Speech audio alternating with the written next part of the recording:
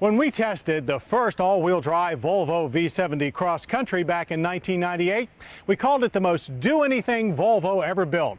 Its combination of all-weather and all-road capabilities, square-back practicality, and upscale luxury really impressed us.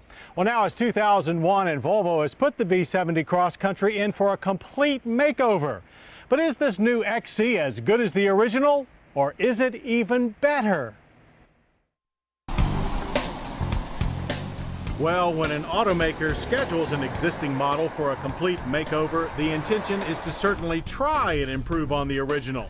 And for the most part, with the 2001 Volvo V70 Cross Country, those intentions are met with flying colors. And that's evident at first glance, as the Cross Country now sports the broad-shouldered look first seen on the S80 sedan. It also shares the S80's platform.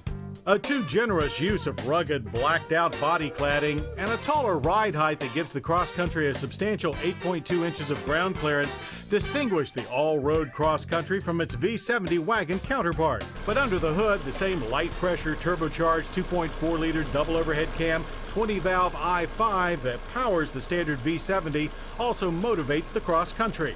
It's good for 197 horsepower and 210 pound-feet of torque. To get the heavy horses supplied by Volvo's high-pressure turbocharged i5, however, you'll have to forego the all-wheel drive and opt for the V70 T5 wagon. And that's a pity, because at 3,699 pounds, the Cross Country would benefit nicely from the additional 50 ponies and 33 pound-feet of torque. But despite its bulk, the Cross Country's performance numbers are respectable. At the track, 60 was met in 8.5 seconds, with a quarter mile passing in 16.5 seconds at 84 miles per hour. Power comes on slowly, making the Cross Country feel rather sluggish off the line. But once the turbo spins up, the delivery is consistent and forays into the passing lane are handled with ease. Shifts from the new 5-speed Geartronic automatic transmission are smooth but somewhat hesitant and power-robbing. The manual mode works great for tackling grades and curves, but does little to improve performance numbers. To curb further weight gain, Volvo engineers trim 12 pounds from the Cross Country's all-wheel drive system, which uses a viscous clutch to transfer torque from the front to the rear wheels when needed. Under normal driving conditions, some 95% of the torque is delivered to the front wheels, but with no limit on distribution, up to 100% of power can be sent to either axle. The Cross Country's all-wheel drive system is also backed up by Volvo's Trax traction control program, which uses braking to slow spinning wheels while torque is sent to those that aren't. Of course, the main components in keeping the Cross Country planted on the terra firma are those found in the suspension.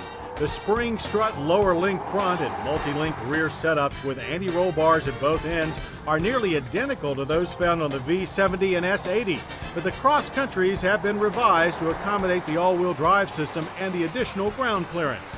It's a proven design that works well, although in runs through our low-speed slalom, the Cross Country displayed plenty of front-end plow.